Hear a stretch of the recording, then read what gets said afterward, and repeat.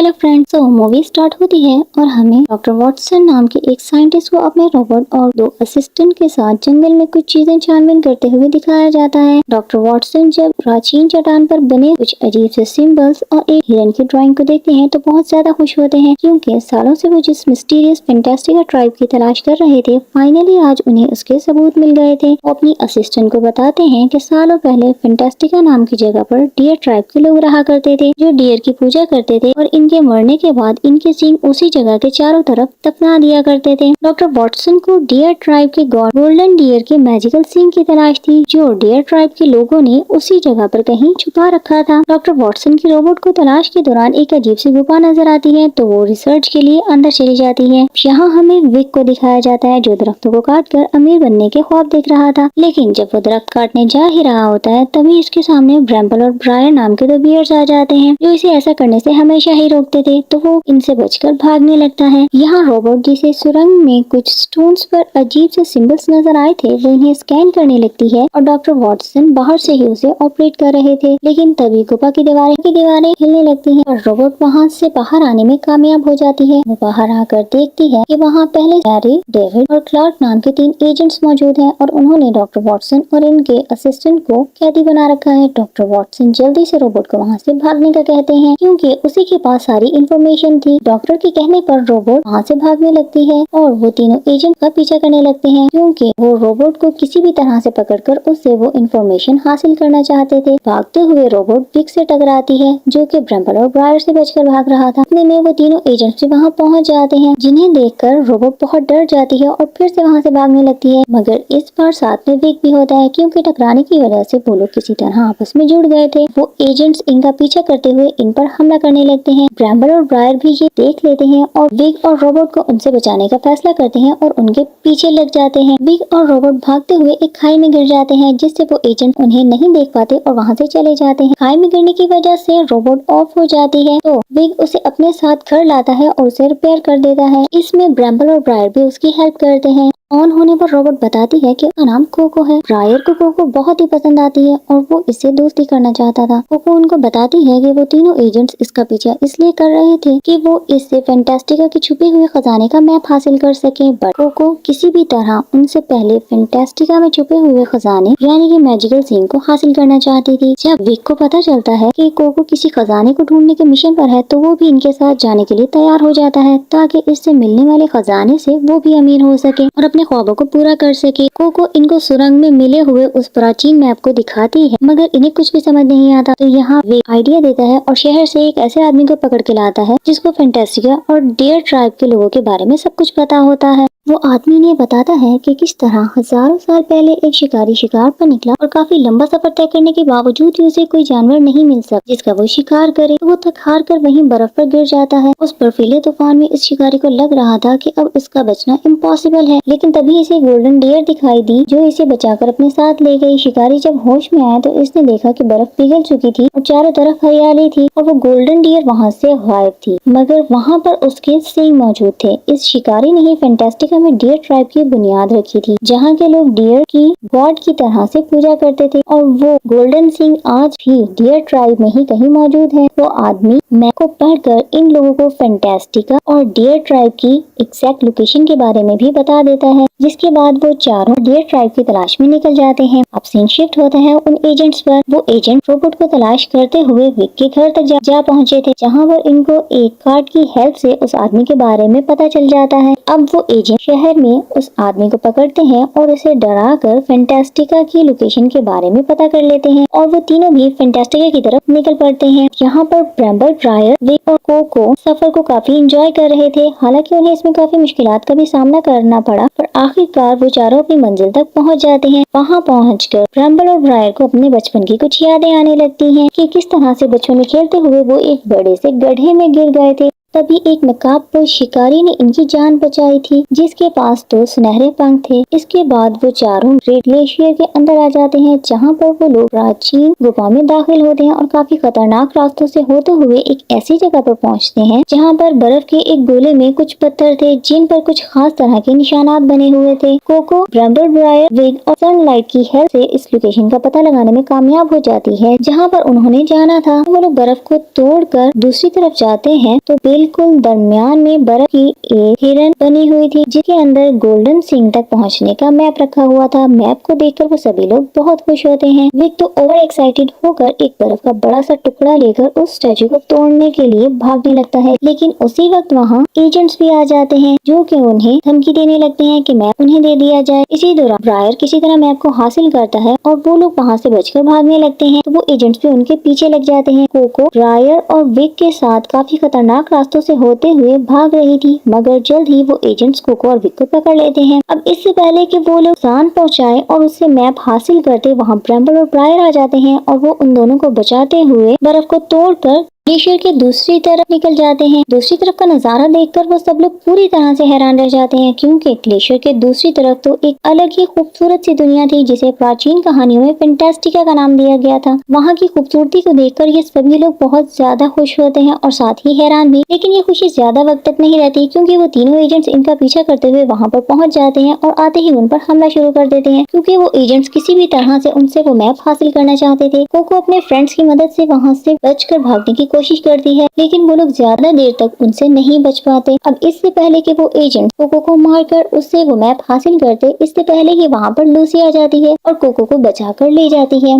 Lucy फैंटास्टिका के dear tribe की बची हुई आखिरी वारिस थी। अब मैरी और डेविड लूसी पर अपने एडवांस वेपन से हमला करने लगते हैं और वहीं क्लार्क, ब्रम्बल ब्रायर, विग और कोको पर हमला किया जा रहा था। लूसी फैंटास्टिका के जहरीले फलों और अपने तीरों की मदद से मैरी और डेविड के एडवांस वेपन्स को तोड़ देती है और इन्हें हरा देती है, और वहीं विग भी कोको की हेल्प से क्लार्क को हरा देता है। खुद को खतरे में देखकर वो तीनों एजेंट्स वहाँ से टेलीपोर्ट होकर भाग जाते हैं। ब्रम्बल और ब्रायर इस हेल्प के लिए लूसी को थैंक यू बोलना चाहते थे, लेकिन वो वहाँ से जा चुकी थी। इस भागदौड़ में इन्हें भूख लग जाती है, तो वो लोग फैंटास्टिका में इधर उधर घूमते हुए कुछ खाने की चीज तलाश करने लगते हैं। इस दौरान इन्हें काफी मुश्किलात का सामना भी करना पड़ता है, क्योंकि फैंटास्टिका में वो जिन चीजों को फल समझ रहे थे, असल में वो नायाब किस्म के जानदार थे, जिन्हें वो पहली दफा देख रहे थे और काफी ज्यादा हैरान भी होते हैं। फिर उन्हें कुछ फल मिलते हैं जिन्हें वो खाने लगते हैं, मगर वो जहरीले थे। इससे पहले कि वो लोग जहरीले फलों को खा लेते, लूसी वहाँ आ जाती है और उन्हें ऐसे फलों के बारे में बताती है जिनको खाया जा सकता था। वो सभी मिलकर उन फलों को एंजॉय करते हैं। ब्रम्बल और ब्रायर काफी खुश होते हैं, क्योंकि वो लूसी से दोबारा मिल पाए। लूसी उन सबको बताती है कि इस जगह को इसके ग्रैंडफादर ने बनाया था, जो गोल्डन डियर की पूजा किया करते थे, लेकिन सालों पहले वो गोल्डन डियर के पास आसमान में चले गए। तब से लूसी अकेली ही रहती है वहाँ। इसके बाद वो सभी लूसी के साथ मिलकर फैंटास्टिका की खूबसूरती को एक्सप्लोर करते हैं और खूब इंजॉय करते हैं। अब सीन शिफ्ट होते हैं उन एजेंट्स पर। तीनों एजेंट्स टेलीपोर्ट होकर अपने बॉस पीटर के पास पहुंचे थे, जो उनको इस हालत में देखकर बिल्कुल भी खुश नहीं होता और उन पर गुस्सा करता है, क्योंकि वो किसी भी हाल में उस मैजिकल सीन को हासिल करना चाहता था। इसलिए इस बार वो खुद भी उनके साथ टेलीपोर्ट होकर फैंटास्टिका आ जाता है, जहाँ की खूबसूरती को देखकर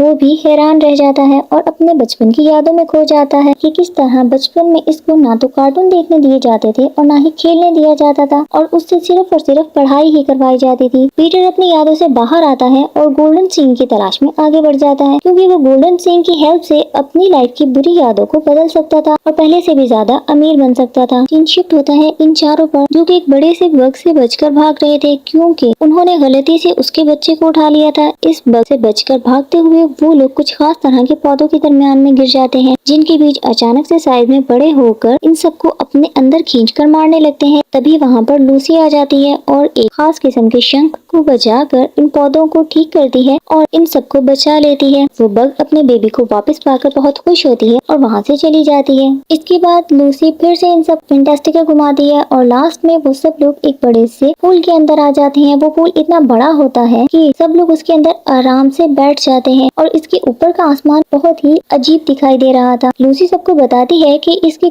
ग्रैंडफादर बताते थे कि हजारों साल पहले गोल्डन डियर्स इनके साथ मिलकर ही ट्राइब में रहा करती थी और जब भी मुसीबत पड़ती थी तो वो लोग इस शंख को बजाते थे और गोल्डन डियर्स आकर इनकी हेल्प किया करती थी। कोको जब लूसी से गोल्डन सींग के बारे में पूछती है तो वो बताती है कि वो सींग डियर ट्राइब में ही मौजूद है और उस सींग की मैजिकल पावर की वजह से ही फैंटास्टिका इतना हरा भरा और खूबसूरत है। ये सुनकर ब्रैम्बल बोलता है कि हम किसी भी हाल में उन एजेंट्स को वो गोल्डन सींग हासिल नहीं करने दे सकते और इस सींग की हिफाजत करेंगे हम लोग। सभी ब्रायर की इस बात से अग्री करते हैं। रात होती है और वो सब लोग लेट जाते हैं। नेक्स्ट मॉर्निंग जब ब्रैम्बल और ब्रायर उठते हैं तो वो वहाँ पर कोको को ऑफ देखते हैं। वो लोग किसी तरह से उसे ऑन करते हैं। ऑन होने पर कोको बताती है कि रात को विक ने उसे ऑफ कर दिया था और मैप चोरी करके भाग गया। सभी को विक पर बहुत ज्यादा गुस्सा आता है। भी उससे मैप वापस लेने के लिए निकल जाते हैं।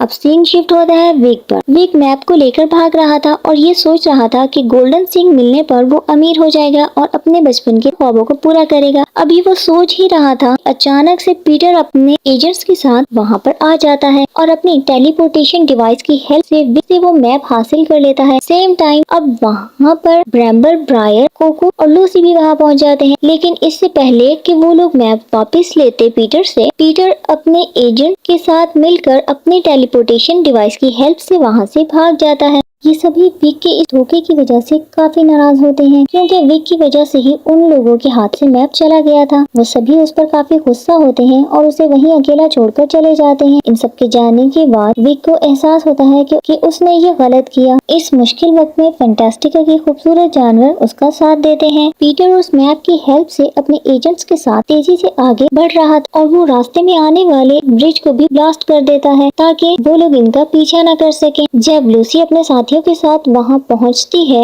और ब्रिज को टूटा हुआ पाती है तो काफी सैड हो जाती है, लेकिन वो हार नहीं मानती और फैंटास्टिका के एक जायंट बर्ड की हेल्प से आगे बढ़ती है। यहाँ पीटर भी काफी मुश्किलात को पार करके फाइनली डियर ट्राइब में उस जगह पहुंच ही जाता है जहाँ पर वो गोल्डन सिंह रखा हुआ था कि डियर्स के सिंघों को भी वहीं दफनाया हुआ था। पीटर के एजेंट्स उस सिंह को हासिल करने के लिए जाते हैं तो वो लोग ऐसा नहीं कर पाते क्योंकि सिंह के चारों तरफ एक ग्रेविटेशनल फोर्स मौजूद थी जो सिंह की तरफ आने वाली हर चीज को टेलीपोर्ट करके किसी और जगह पर भेज देती थी। इतने में लूसी भी अपने साथियों के साथ वहां पहुंच जाती है, जिसको देखकर पीटर अपने एजेंट्स को उन सबको रोकने के लिए भेज देता है और खुद अपनी ग्रेविटेशनल डिवाइस की हेल्प से पोर्टल बनाने की कोशिश करता है ताकि वो उस सिंह तक पहुंच सके। इधर ब्रैम्बल, ब्रायर और लूसी एजेंट से फाइट करके उनका ध्यान अपनी तरफ करने की कोशिश करते हैं ताकि इससे फायदा उठाते हुए कोको सिंह तक पहुंचने की कोशिश कर सके। लेकिन जल्द ही उन एजेंट्स को ये बात पता चल जाती है और वो इनको छोड़कर कोको पर अटैक कर देते हैं। इससे पहले कि वो एजेंट्स कोको को नुकसान पहुंचाते, वहां पर वेग एक जायंट बग के साथ उड़ता हुआ आता है और कोको को बचा लेता है। वेग को वहां देखकर सभी लोग काफी खुश होते हैं। वे कोको को उड़ाते हुए सिंह की तरफ पोर्टल के पास फेंक देता है और खुद फैंटास्टिका के हलों और दूसरे जायंट बग की हेल्प से उन लोगों पर हमला करना शुरू कर देता है। कोको पोर्टल के अंदर आकर पीटर को गोल्डन सिंह हासिल करने से रोकने की कोशिश करने लगती है, लेकिन वो सक्सेसफुल नहीं हो पाती और पीटर सिंह को हासिल करने में कामयाब हो जाता है। गोल्डन सिंह को जैसे ही पीटर अपने हाथों में उठाता है तो वहाँ का एनवायरनमेंट अचानक से ही चेंज होने लगता है। देखते ही देखते खूबसूरत और हरा भरा फैंटास्टिका एक काले, सूखे और वीरान फैंटास्टिका में चेंज हो जाता है। चारों तरफ से तूफान आना शुरू हो जाता है क्योंकि गोल्डन सिंह की मैजिकल पावर की वजह से ही वो जगह इतनी ज्यादा खूबसूरत थी।